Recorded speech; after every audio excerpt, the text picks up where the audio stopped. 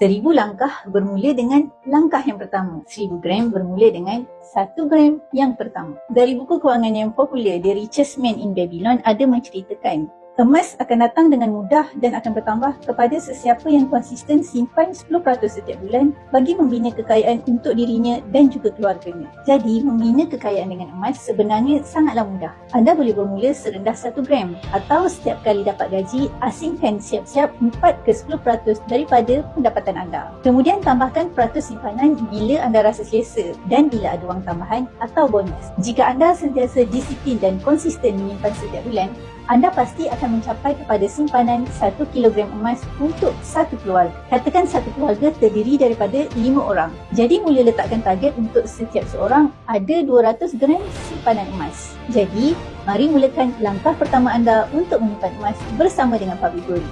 Boleh hubungi saya untuk saya bantu selanjutnya.